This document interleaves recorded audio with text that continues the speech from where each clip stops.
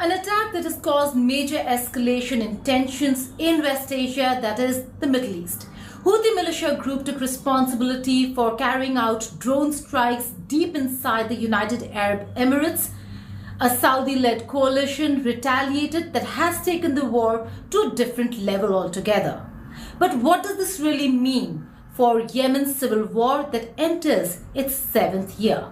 This also comes at a critical juncture when Iran-backed Houthis attacked even as Iran was in talks with Saudi Arabia, regional talks underway in Tehran, as also negotiations on between Tehran and Washington DC over the nuclear deal in Vienna. A drone attack near Abu Dhabi International Airport shocked the world on January 17th. 3 fuel trucks exploded, killing 3 people, 2 Indians and a Pakistani, in an attack led by Iran-aligned Houthi group deep inside the United Arab Emirates, the region's commercial and tourism hub. The explosions led to a fire near Abu Dhabi Airport. With the help of Almighty, the armed forces carried out a successful military operation which targeted the airports of Dubai and Abu Dhabi, the oil refinery in Abu Dhabi, and a number of important and sensitive Emirati sites and facilities. The operation successfully achieved its objectives.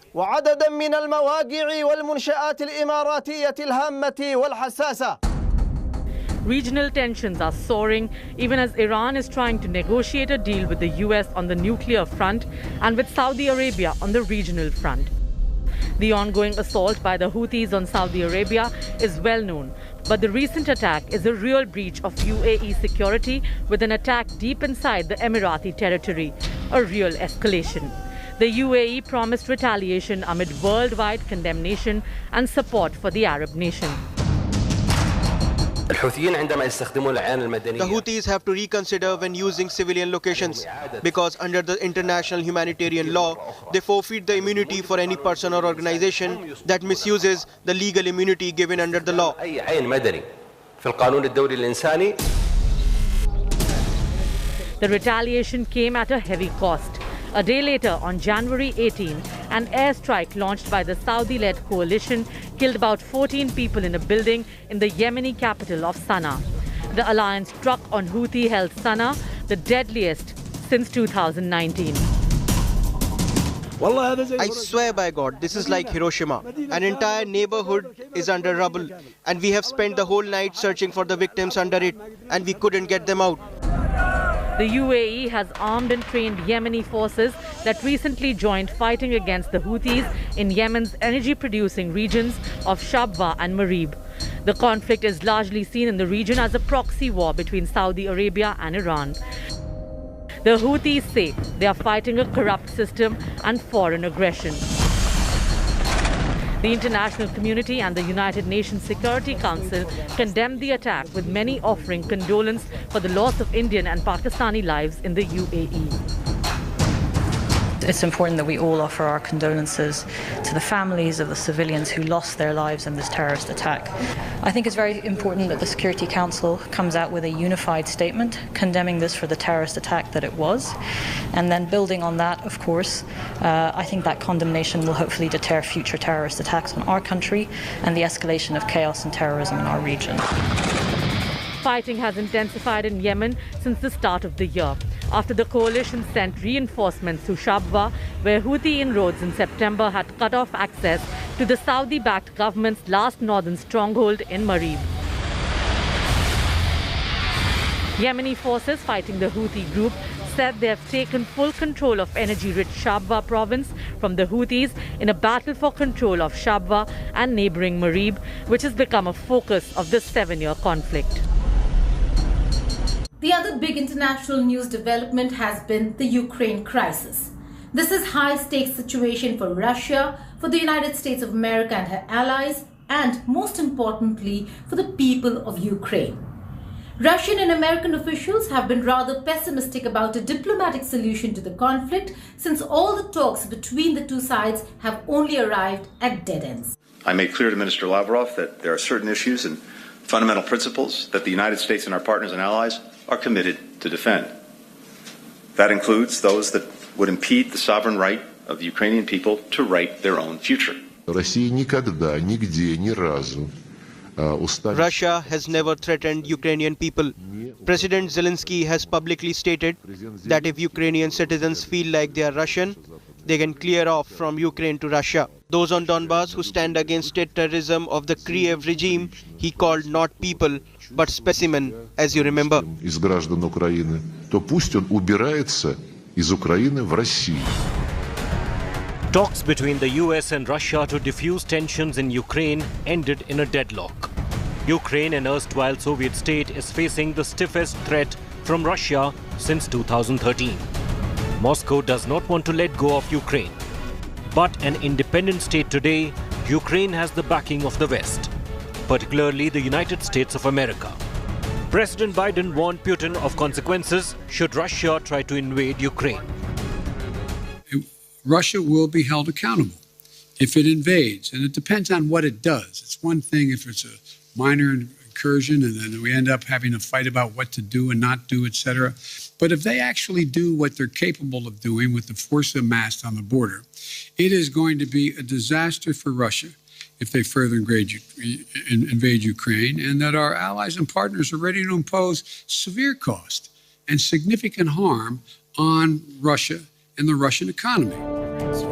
The president's remarks came as Secretary of State Antony Blinken met with Ukrainian leaders on Wednesday to assure them that the United States and its European allies will support the Eastern European country as it grapples with the threat of Russian invasion.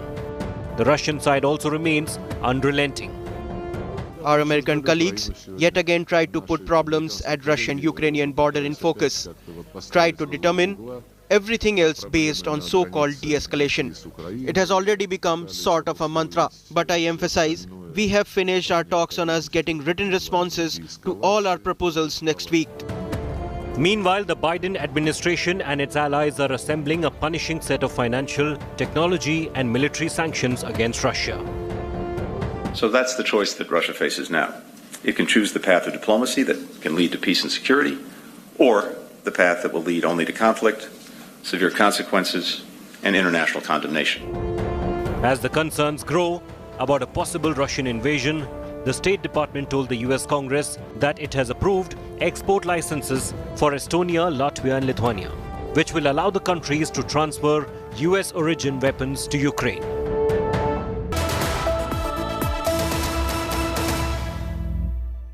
Welcome back to World Today. It has been a week since the catastrophic volcanic eruption in Tonga, cutting it from the rest of the world.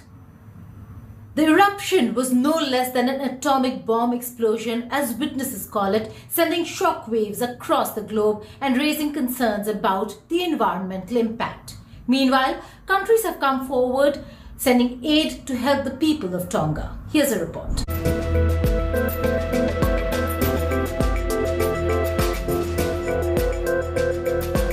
Once a green island, now full of cinders. With the eruption of the Hunga Tonga Hunga Hapai volcano, Polynesian Kingdom of Tonga in South Pacific Ocean is facing an unprecedented disaster.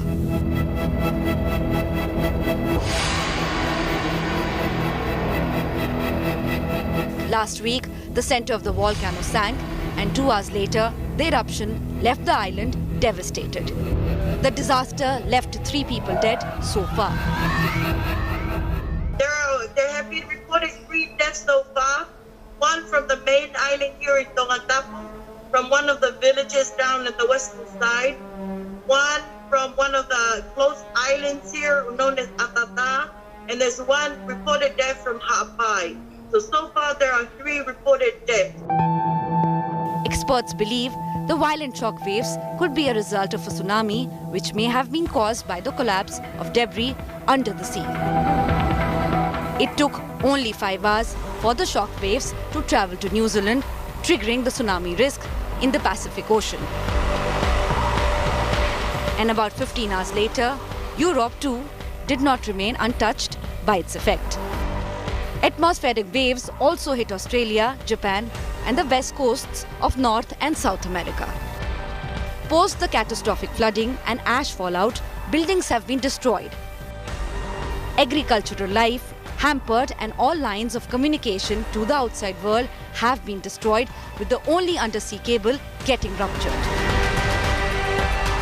In these hard times, New Zealand, Australia and Japan sent their aircrafts carrying sanitation, water purifiers, shelter and hygiene kits to Tonga.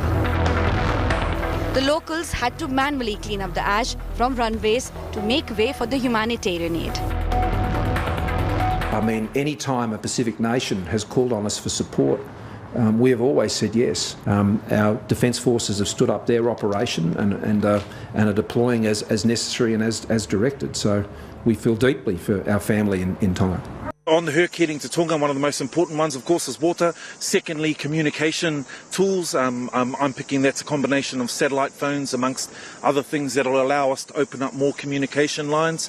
Of course, that's important in the Tongan capital, but we know that where there are communication challenges, they also are in the outer islands, which is why getting a ship there.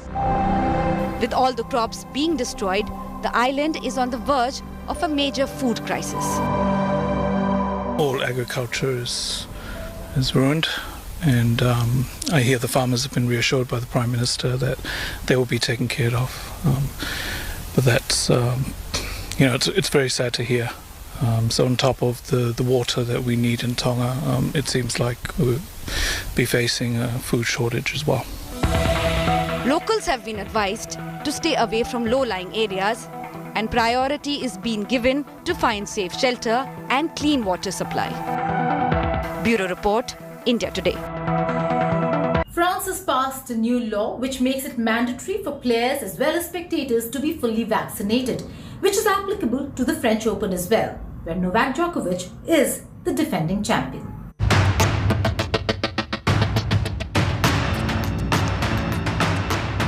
Trouble refuses to subside for Novak Djokovic.